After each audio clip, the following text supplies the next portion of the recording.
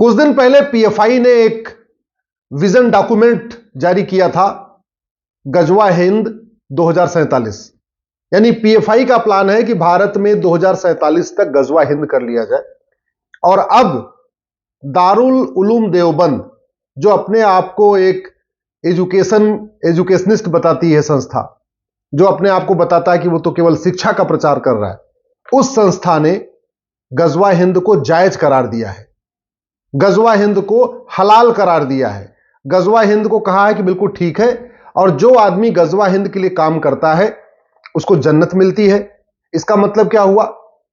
जो घुसपैठिए आ रहे हैं यहां गजवा हिंद करने के लिए वो भी ठीक है। इसका मतलब जो धर्मांतरण किया जाता है गजवा हिंद करने के लिए वो भी ठीक है। इसका मतलब जो जानबूझ के जनसंख्या विस्फोट किया जा रहा है गजवा हिंद के लिए वो भी ठीक है। जो गजवा हिंद के लिए आतंकवाद फैलाया जाता है, अलगाववाद फैलाया जाता है, यानी वो भी ठीक है। जो गजवा हिंद के लिए जिहाद करते हैं वो भी ठीक है। जो गजवा हिंद के लिए पत्थरबाजी करते हैं वो भी ठीक है। जो गजवा हिंद के लिए मजहबी उन्माद फैलाते हैं वो भी ठीक है। जो गजवा हिंद के लिए हिंदुओं का पलायन करवाते हैं वो भी ठीक है। यानी कश्मीर में जो नरसंहार हुआ वो भी ठीक है, बंगाल में जो हो रहा है वो भी ठीक है। इसका मतलब हिंदुओं को खत्म करना, हिंदुओं को खत्म करके भारत में शरिया लागू करना, ये सब जायज है। और ये मैं नहीं कह रहा हूं, ये दारुल उलूम देवबंद ने कहा है कि गजवा हिंद जायज है। जो चीजें मैं इतने दिन से कह रहा था सब सामने आ गई। दारुल उलूम देवबंद में घुसपैठिए कई बार पकड़े जा चुके हैं, अलगाववादी कई बार पकड़े जा चुके हैं। इस संस्था ने कई बार आतंकवादियों का केस लड़ा है। हमारी पीआईएल 3 तलाक के खिलाफ, हलाला के खिलाफ, मुताह के खिलाफ, मिस्यार के खिलाफ, तहर्रुस के खिलाफ जो आई है उसका दारुल उलूम ने विरोध किया है। तलाके हसन, तलाके बाइन, तलाक के किनाया का मैटर सुप्रीम कोर्ट में है, दारुल उलूम उसका विरोध करता है। तो यानी जितनी विदेशी कुरीतियां हैं, जितनी इस्लामिक कुरीतियां हैं, उनका दारुल उलूम समर्थन करता है, भारत की संस्कृति का विरोध करता है, भारत की सोच का विरोध करता है, भारत की परंपरा का भी विरोध करता है, भारत के त्योहारों का विरोध करता है, नारी तू नारायणी का विरोध करता है, वसुधैव कुटुंबकम का विरोध करता है, यत्र नारस्त्यु पूज्यते रमन्ते तत्र देवता का विरोध करता है, सर्व मंगल मांगल्य, ये जो हमारी सोच है उसका विरोध करता है। जब विरोध करता है तो फिर ऐसी संस्था को भारत में चलने क्यों दिया जा रहा है? यह संस्था भारत में चल कैसे रही है? जो भारत के संविधान को खत्म करना चाहती है, भारत में शरिया लागू करना चाहती है, भारत में दारुल कज़ा खोलनी चाहती है, जगह जगह शरिया कोर्ट खोलना चाहती है, भारत में सबको समान शिक्षा की बजाय मदरसे खोल खोल के इस्लाम को बढ़ा रही है, उस संस्था को चलने क्यों दिया जा रहा है? एक बात याद रखिए, अब इस दारुल उलूम के फतवे के ऊपर तो खूब चर्चा हो रही है, लेकिन कोई मूल कारण नहीं बता रहा है, कोई अस्थायी समाधान नहीं बता रहा। और ऐसी चर्चा होती रहती है, फिर खत्म हो जाती है, अगले दिन फिर कोई नई चर्चा होती है, फिर अगले दिन कोई नई चर्चा होती है। जो समस्या आई है वो अस्थायी समाधान किया ही नहीं जाता। और आप लोग भी न कभी सांसद से, विधायक से, मंत्री से पूछते भैया समाधान भी कोई बताओगे, कोई समस्या चलती रहेगी।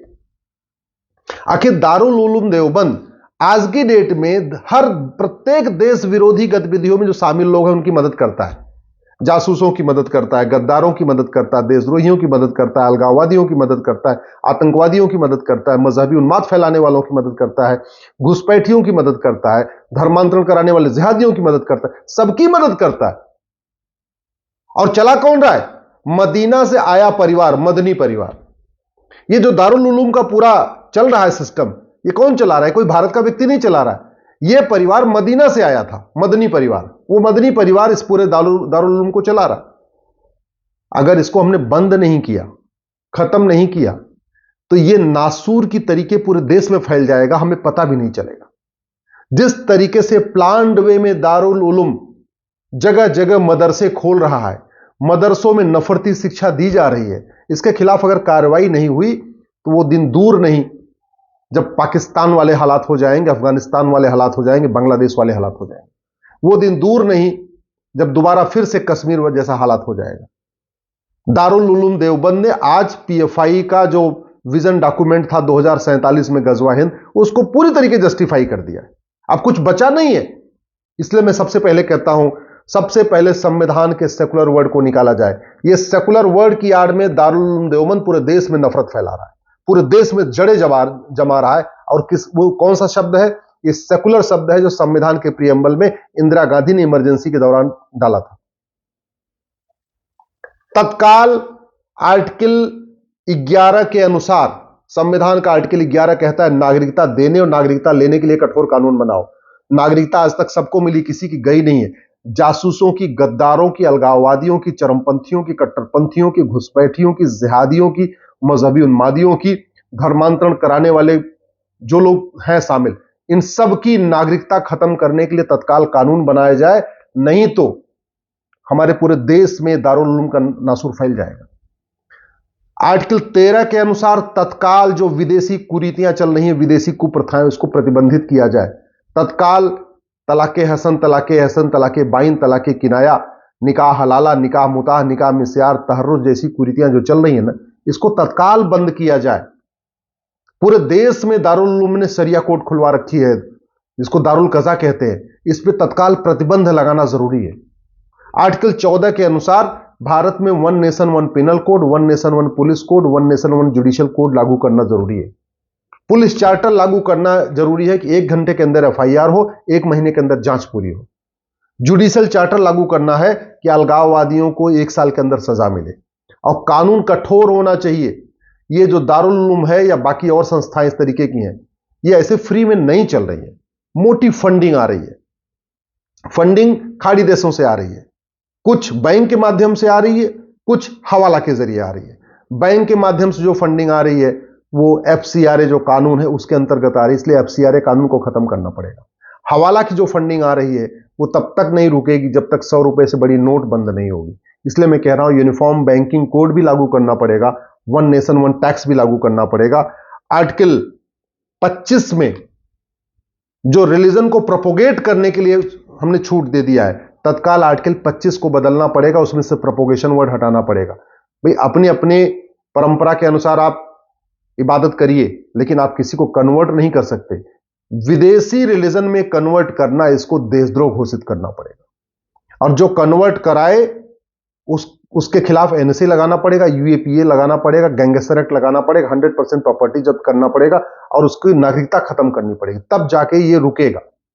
इसी तरीके से आर्टिकल 30, ये संविधान का आर्टिकल 30 जो इजाजत देता है कि नहीं अपने अपनी पसंद का स्कूल खोलते हैं, उसको आर्टिकल 30 को खत्म करना पड़ेगा। भारत में यूनिफॉर्म एजुकेशन सिस्टम लागू करना पड़ेगा। 10वीं तक यानी 16 साल तक देश के सभी बच्चों की एक किताब करना पड़ेगा। गुजरात वाला गुजराती में पढ़े, बंगाल वाला बंगाली में पढ़े, महाराष्ट्र वाला मराठी में पढ़े। सिलेबस और करिकुलम एक होना चाहिए। 1 नेशन 1 एजुकेशन बोर्ड और 1 नेशन 1 सिलेबस, 1 नेशन 1 करिकुलम, और सबके लिए त्रिभाषा, 3 भारतीय भाषा सबके लिए अनिवार्य करना पड़ेगा। विदेशी भाषा नहीं, अंग्रेजी अनिवार्य करने की जरूरत नहीं है। उर्दू विदेशी भाषा, इसको अनिवार्य नहीं करना। अरबी विदेशी भाषा नहीं, 3 भारतीय भाषा, एक हिंदी हो गई, एक संस्कृत हो गई, एक कोई और भारतीय भाषा, चाहे वो गुजराती हो, चाहे तमिल हो, मलयालम हो, बंगाली हो, जो भी है, लेकिन 3 भारतीय भाषाओं को 16 साल तक यानी 10वीं तक सभी बच्चों के लिए पढ़ना अनिवार्य करना पड़ेगा। 10वीं तक सबके लिए रामायण पढ़ना अनिवार्य करना पड़ेगा, भगवत गीता पढ़ना अनिवार्य करना पड़ेगा, वेद पढ़ना अनिवार्य करना पड़ेगा। कोई विदेशी किताब 10वीं तक किसी बच्चे को नहीं पढ़ाने की अनुमति मिलनी चाहिए। न विदेशी किताब, न विदेशी रिलीजन, न विदेशी भाषा। 10वीं तक केवल भारतीय किताब, भारतीय पंथ, भारतीय भाषाएं, केवल और केवल भारतीय, विदेशी कुछ भी नहीं। और बैंकिंग ट्रांजैक्शन टैक्स लागू करना पड़ेगा। ये जो दुनिया भर के चल रहे हैं ना, सबसे जो फंडिंग आ रही है, उस फंडिंग का बहुत बड़ा कारण यह है जो ब्लैक मनी जनरेट हो रही है। और जो फंडिंग आ रही है, इसको रोकने का एक ही तरीका है, यूनिफॉर्म बैंकिंग कोड लागू हो, 1 नेशन 1 टैक्स लागू हो। इसलिए इस वीडियो को अधिक से अधिक शेयर करिए, अपने सांसदों को भेजिए, अपने विधायकों को भेजिए, अपने पसंदीदा पार्टी के नेताओं को भेजिए और उनसे कहिए कि अफगानिस्तान के लोगों ने कभी सोचा नहीं था, आज खत्म हो गए। पाकिस्तान में हमारे पूर्वजों ने कभी सोचा नहीं था, आखिर खत्म हो गए। बांग्लादेश के हमारे पूर्वजों की क्या हालत है आप देख रहे हैं, कश्मीर में क्या हुआ आप देख रहे हैं, बंगाल में क्या हुआ देख रहे हैं। इसलिए तत्काल सरकार कानून बनाए, संविधान को 100% लागू करे, समान शिक्षा लागू हो, समान नागरिक संहिता लागू हो, घुसपैठ नियंत्रण कानून बने, धर्मांतरण नियंत्रण कानून बने, जनसंख्या नियंत्रण कानून बने, विदेशी चंदा नियंत्रण कानून बने और यूनिफॉर्म बैंकिंग कोड लागू किया जाए और नागरिकता खत्म करने, जो आदमी देश के खिलाफ बोले, जो गजवा हिंद की सोचे, गजवा हिंद की बात करे, उसकी नागरिकता खत्म करने, 100% प्रॉपर्टी जब्त करने और आजीवन कारावास देने के लिए कानून बने।